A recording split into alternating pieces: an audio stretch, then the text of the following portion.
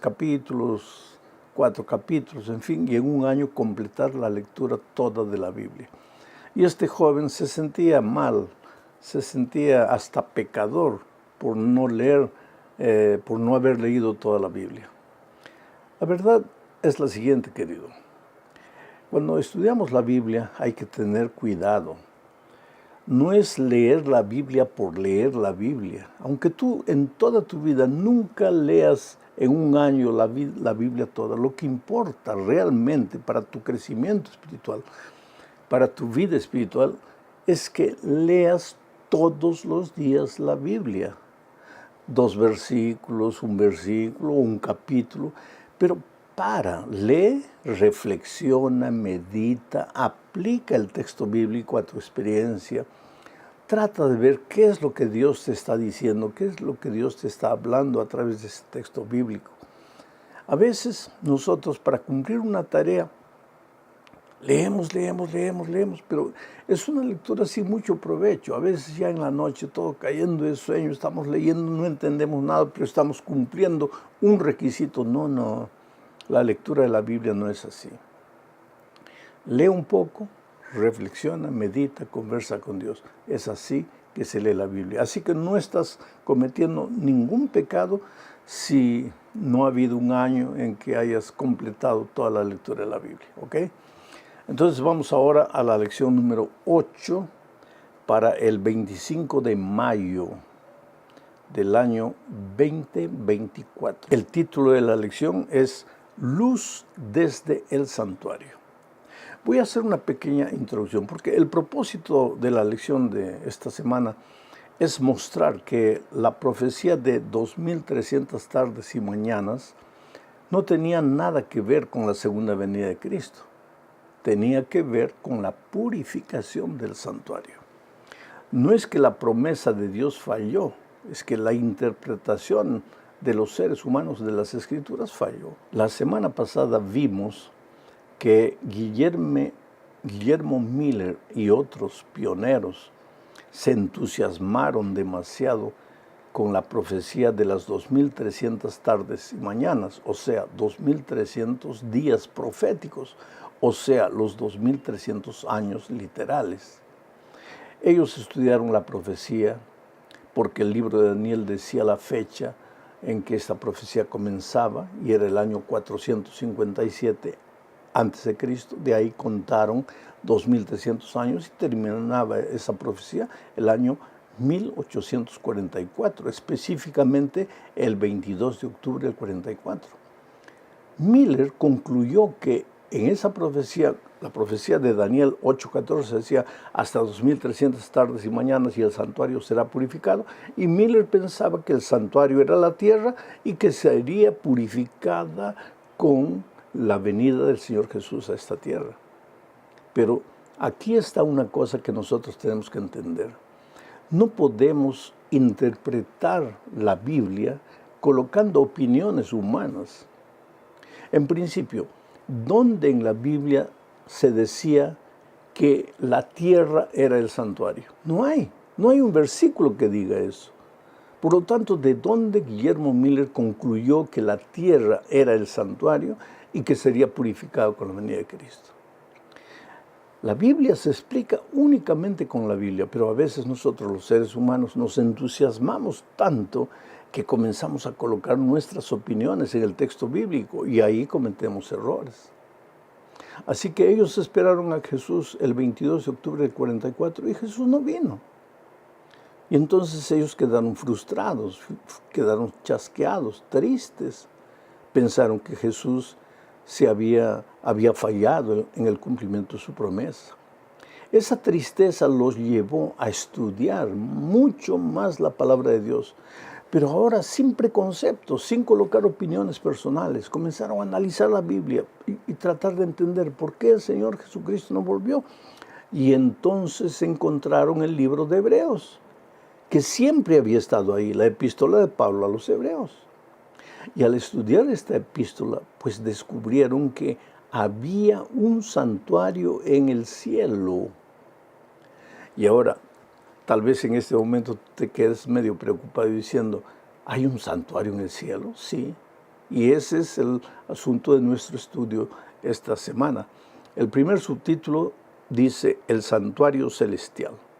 Y para esto voy a leer Éxodo 25, versículos 8, 9 y 40. Dice así: y harán un santuario para mí, está hablando Dios al pueblo de Israel, y harán un santuario para mí, y habitaré en medio de ellos, conforme a todo lo que yo te muestre, el diseño del tabernáculo y el diseño de todos sus utensilios, así lo haréis. Mira y hazlos conforme al modelo que te ha sido mostrado en el monte.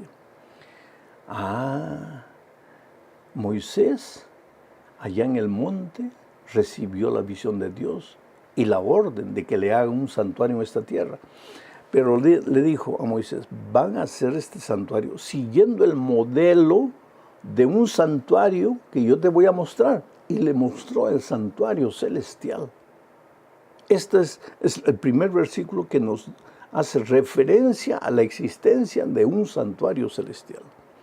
Ahora leamos lo que dice Hebreos 8, 1 y 2. Dice: ahora bien, el punto principal de lo que venimos diciendo es que tenemos tal sumo sacerdote, el cual se sentó a la diestra del trono de la majestad en los cielos, ministro del santuario y de aquel verdadero tabernáculo que levantó el Señor y no el hombre. ¿Qué dice este texto? Que Jesús fue ministro del verdadero santuario, de aquel verdadero tabernáculo que levantó el Señor, que construyó el Señor y no el hombre. O sea, por estos dos textos que acabamos de leer, hay dos santuarios. El santuario de Israel en la tierra, donde ministraban los sacerdotes, pero ese santuario fue hecho siguiendo el modelo del santuario celestial allá en el cielo, donde ministraba el Señor Jesucristo, en ese santuario hecho por Dios y no hecho por los hombres. O sea, hay un santuario celestial. Ahora tal vez tú te preguntes, pero ¿qué razón hay para que Dios tenga un santuario allá en los cielos? Es fácil. Dios es eterno. Dios es infinito. Dios no tiene temporalidad y no tiene, no puede estar localizado en un lugar. Pero la criatura está limitada por el tiempo y por el territorio. Ahora dime una cosa, ¿cómo es que un Dios atemporal y ageográfico, diríamos así, podría entrar en contacto con una criatura limitada por el tiempo y por el espacio? El punto donde el Dios eterno se junta con la criatura es el santuario. Y en la Biblia tenemos muchos textos que nos muestran que el santuario en el cielo ahí está localizado el trono de Dios.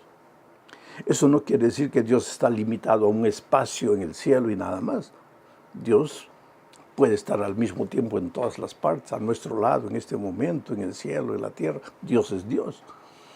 Pero por algún motivo la Biblia dice que ahí es el centro de su gobierno, de donde dirige los destinos de los hombres, de las naciones, de las criaturas. Vamos ahora a la segunda parte. En el santuario terrenal, aquí en la tierra, sucedía algo una vez por año. Y vamos a hablar del día de la expiación. Mira lo que dice Levítico 16, 29 y 30. Y esto tendréis por estatuto perpetuo. En el mes séptimo, a los 10 días del mes, afligiréis vuestras almas, y ninguna obra haréis, ni el natural ni el extranjero que mora entre vosotros, porque en este día se hará expiación por vosotros y seréis limpios de todos vuestros pecados delante de Jehová. ¿Qué dice este texto? Que una vez por año en el santuario de Israel, en esta tierra, se realizaba el llamado Día de la Expiación. Era un día de perdón. Yo te invito, cuando tengas un poco de tiempo después, a leer todo el capítulo 16 del libro de Levítico. y vas a ver ahí todo el ceremonial del día de la expiación. Era un día de arrepentimiento, era un día de humillación, era un día de confesión de los pecados y era un día de perdón. Había un ceremonial especial para ese día. Mientras el sacerdote estaba ministrando en un lugar santísimo, a donde el sacerdote entraba una sola vez por año en el día de la expiación, el pueblo afuera estaba arrodillado, clamando a Dios, confesando sus pecados en arrepentimiento, porque también ellos consideraban al día de la expiación un día de juicio. Dios iba a ver, no quién pecó o quién no pecó, lo que iba a ver es quién confesó sus pecados y confió en la sangre del Cordero y quién no lo hizo. Ese era el asunto. Ahora, ese día de la expiación, vuelvo a repetir, para Israel era el día del juicio. Interesante que en la profecía de las 2300 tardes y mañanas decía, hasta 2300 tardes y mañanas, y el santuario será purificado. O sea, el 22 de octubre del 44 se iniciaría el día de la expiación, pero en el santuario celestial, el día de la purificación. O sea que en esa época Jesús, el Señor Jesucristo, iniciaría su obra de juicio, de juzgamiento, para ver quién aceptó su sangre redentora y quién no. Es por eso que la Biblia habla del juicio. Voy a leer lo que dice Daniel 7, 9 y 10. Estuve mirando, dice Daniel, hasta que fueron puestos tronos y se sentó un anciano de días, cuyo vestido era blanco como la nieve y el pelo de su cabeza como lana limpia. Su trono llama de fuego y las ruedas del mismo fuego ardiente. Un río de fuego procedía y salía delante de él, millares de millares le servían y millones de millones asistían delante de él. El juez se sentó y los libros fueron abiertos. Esta es una escena de juicio. Y esto sucedió, esta profecía tuvo cumplimiento más o menos en la época en que terminaban las 2300 tardes y mañanas. Comenzaba el juicio, comenzaba la purificación del santuario, no de esta tierra, sino del cielo. ¿Por qué no del santuario de esta tierra? Porque en esta época ya no había santuario de esta tierra. El pueblo de Israel ya no tenía su santuario, todo había sido deshecho. Entonces esto se refería a la escena del juicio en el santuario celestial. En esa misma fecha, Dios levantó en esta tierra a un pueblo, a un grupo de mensajeros para anunciar al mundo que el día del juicio había comenzado. Porque ¿cómo la humanidad enfrentaría el juicio si no sabía, si ignoraba esta fecha? Por eso Apocalipsis 14, 6 y 7 presenta lo siguiente. Vi volar en medio del cielo a otro ángel que tenía el evangelio eterno para predicarlo a los moradores de la tierra, toda nación, tribu, lengua y pueblo, diciendo a gran voz, temed a Dios y dadle gloria, porque la hora de su juicio ha llegado. ¿Cuándo ha llegado? El 22 de octubre del 44, cuando terminó la profecía de las 2300 tardes y mañanas. Cuando se comenzó la purificación del santuario, llegó la hora del juicio. Y sigue diciendo el texto, y adorad a aquel que hizo el cielo, y la tierra, el mar y las fuentes de las aguas. Hermano querido, mi amigo, en estos momentos, quieras tú o no quieras, se está desarrollando el juicio investigador. Y tú me puedes decir, pero pastor, el juicio no va a suceder cuando Cristo venga. No, cuando Cristo venga, Él ya viene trayendo la recompensa para los que han sido juzgados, para los condenados y para los justos. Los condenados se perderán, los justos irán con Jesús. Pero ¿cómo Él podría venir por segunda vez trayendo la recompensa si antes no hubo un juicio investigador? Ese juicio investigador es llamado en el pueblo de Israel como el día de la purificación, el día de la expiación. Ese juicio empezó el 22 de octubre del 44 y hoy día estamos siendo juzgados. Todos los seres humanos, toda obra, todo pensamiento, todo sentimiento está siendo juzgado. Los libros se han abierto, el juez está sentado en su trono, determinando quién se salva y quién se pierde. Y cuando Cristo vuelva, pues vendrá con la recompensa final. ¿Quiere decir que debemos asustarnos? No, querido. La Biblia no aterroriza a nadie. La Biblia es un libro de esperanza, de amor. Un libro que edifica, no que destruye, no que enloquece a nadie. Y esto nos lleva necesariamente a la cuarta parte de este estudio, hablando de la buena noticia desde el lugar santísimo. Mira lo que dice Hebreos 4, 14 al 16. Por tanto, teniendo un gran sumo sacerdote que traspasó los cielos, Jesús, el Hijo de Dios, que es sumo sacerdote, ¿no? En la tierra, en el santuario de Israel, los sacerdotes eran seres humanos de carne y hueso, pecadores como cualquier ser humano. Pero Pablo dice que nosotros tenemos un gran sumo sacerdote que traspasó los cielos. Jesús, el Hijo de Dios. Entonces retengamos nuestra profesión. Es decir, no te desanimes, sigue adelante a pesar de las dificultades. Retengamos nuestra profesión, porque no tenemos un sumo sacerdote que no pueda compadecerse de nuestras debilidades, sino uno que fue tentado en todo según nuestra semejanza, pero sin pecado.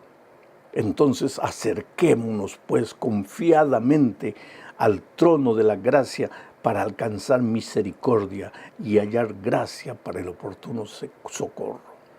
¡Qué promesa extraordinaria!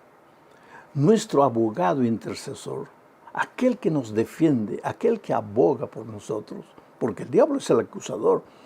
El diablo mira a Dios y nos mira y dice, oye, ese es un miserable pecador, mira lo que hizo.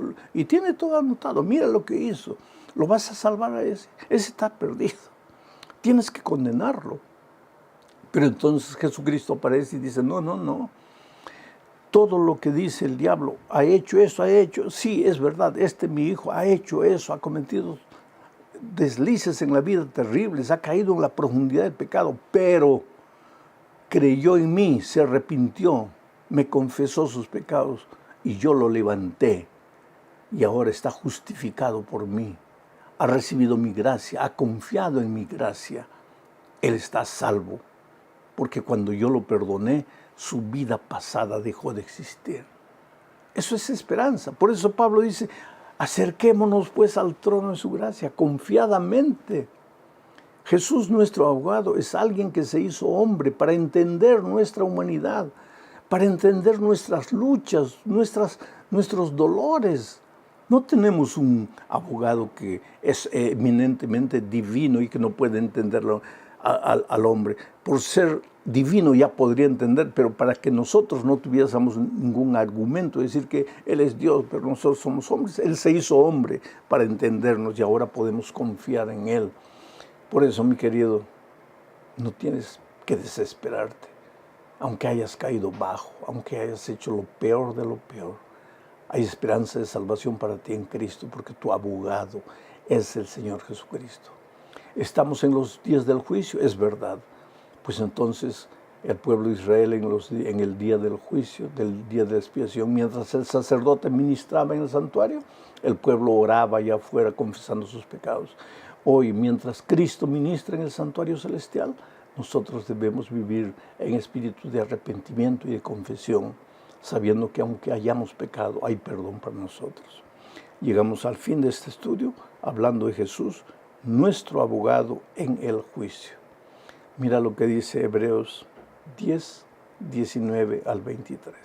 Así que, hermanos, teniendo libertad para entrar en el lugar santísimo por la sangre de Jesucristo, por el camino nuevo y vivo que Él nos abrió a través del velo, esto es, de su carne, Y teniendo un gran sacerdote sobre la casa de Dios, acerquémonos con corazón sincero, en plena certidumbre de fe, purificados los corazones de mala conciencia y lavados los cuerpos con agua pura.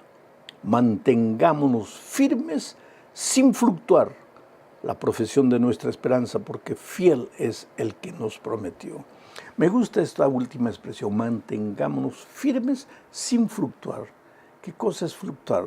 Un día aquí, otro día allá, un día allá, otro día aquí, un día no sabemos para dónde ir. Caímos, levantamos, no sabemos qué es la vida. El Señor, Pablo, escribiendo a los Hebreos, dice, nuestro abogado es Jesús, nuestro sacerdote es Jesús, nuestro intermediario es Jesús. Y si colocamos nuestra esperanza de salvación en Él, no en nuestro buen comportamiento, entonces eso nos va a mantener seguros, sin fluctuar. No un día aquí, otro día allá, seguros, porque Él nos ama. Oh querido, tú eres el ser humano más amado por el Señor Jesucristo. No mires tu vida, mira el amor del Señor Jesucristo. No confíes en tu conducta, confía en el Señor Jesucristo. Él te ama. Y haciendo un resumen de la lección toda de esta semana, los primeros pioneros dirigidos por Guillermo Miller pensaron que el 22 de octubre venía Jesús. Visions of lavender skies and galaxies unknown, where reality bends in imagination zone.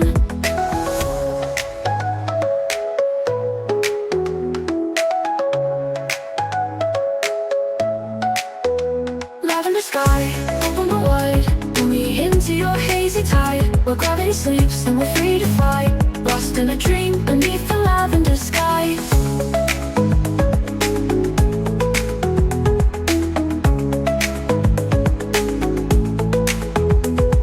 Streetlights flicker on, casting shadows long, but my mind's adrift, carried by a distant song.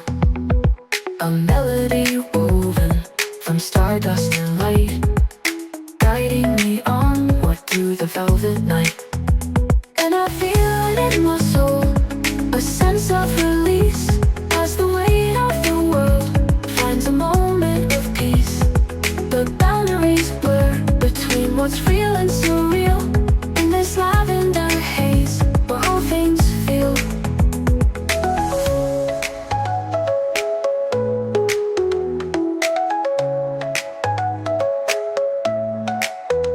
Lavender sky, open wide, pull me into your hazy tide, where gravity sleeps and we're free to fly, lost in a dream beneath the lavender sky.